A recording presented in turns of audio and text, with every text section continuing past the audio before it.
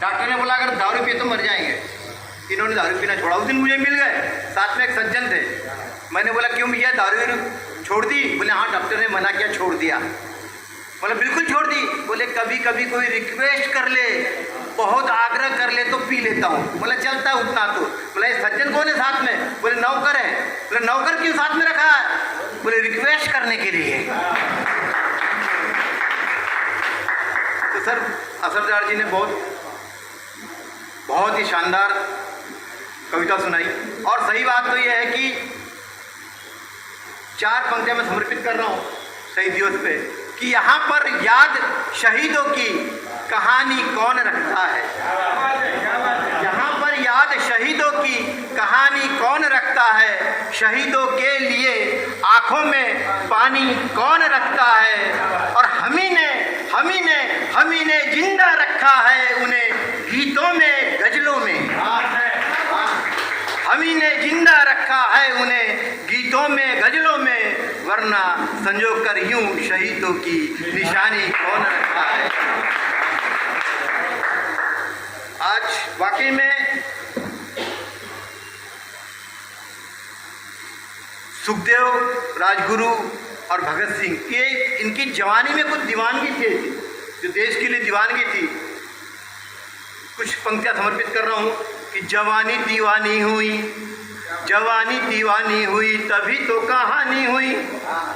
जवानी दीवानी हुई तभी तो कहानी हुई, भूले नहीं गीत आज गाए बलिदानी के। जवानी दीवानी हुई तभी तो कहानी हुई, भूले नहीं आज गीत गाए बलिदानी के। शहीद सुखदेव के, भगत राजगुरु के, आजादी के वेदी पर कुर्बान जवानी के। माँ भारती के लाल के, वे बाल पाल के, लाला लजपत राय, बाल गंगाधर तिलक और विपिन पाल। माँ भारती के लाल के, वे लाल बाल पाल के, आजाद हिंद फौज के नेता स्वाभिमानी के।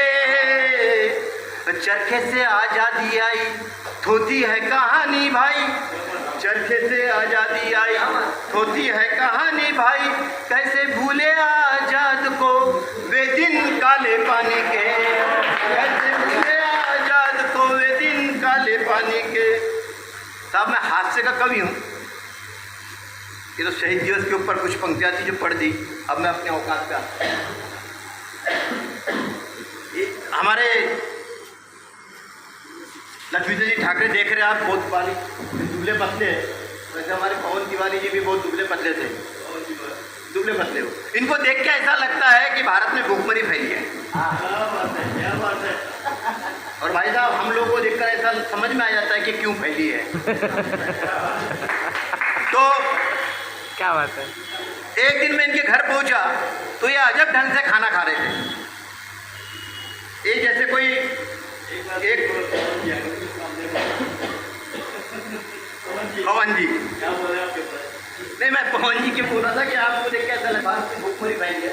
मैं देखकर समझ में कि तो एक बार जब मैं घर पहुंचा या पवन जी के घर पहुंचा तो देखा पवन जी जैसे एक उंगली से खाना खा रहे थे, मानो मंजन लगाते और दांत घसने के लिए घसते, वैसे एक उंगली से वो भोजन थे।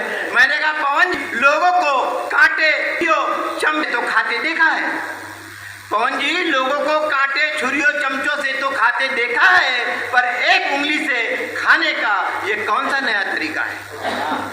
वो हिंदी के कवि बहुत ही मार्मिक जवाब दिया, व्यंग समझिएगा। उन्होंने कहा इस युग में यही क्या कम धर्म निभा रहे हैं।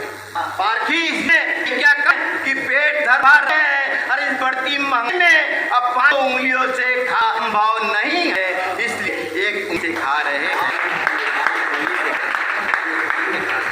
लोग समझते हैं कि पेट भरने के बाद दांत कुरेदते हैं, पर सच तो यह है कई लोग दांत कुरेद कर ही पेट भरते हैं, कई लोग। एक और व्यंग देख, हमारे नेता कैसे चरित्र होता देख लिए।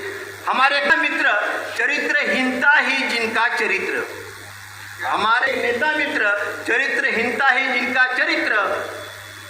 उन्हें वे दो महिलाओं के गले में हाथ डाले चले आ रहे थे।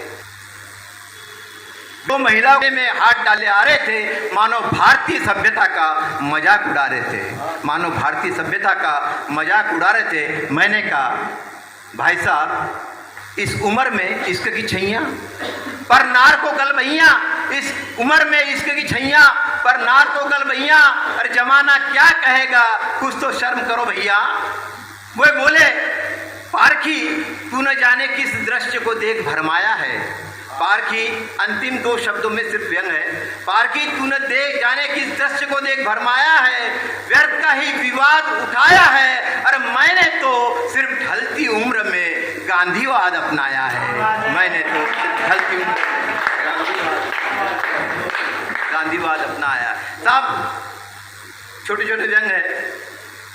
पवन जी ने एक बात कही थी कि हास्य को व्यंग का नाम दिया गया है, और सही कहा है कि जो व्यंग में जब तक के करुणा की झालर न हो व्यंग नहीं रहता। सही बात है आपकी।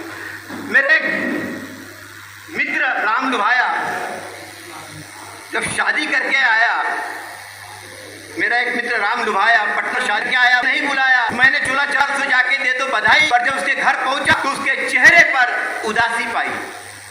मैंने कहा यार नहीं शादी, चेहरे पर फिर भी उदासी क्या हो? बोले यार कहावत गलत हो गई। कहावत भी गलत हो जाया करती है। बोले कहावत गलत हो गई। बोला कौन सी कहावत गलत हो गई? बोले जिसकी लाठी उसकी भैंस, जिसकी लाठी उसकी भैंस। ये मेरा ससुरा कहावत गलत ठहरा गया और लाठी के दम पर ही मुझे भैंस थमा गया। अब सिचुएशन बहुत टेढ़ी है, लाठी उसकी है, भैंस मेरी है।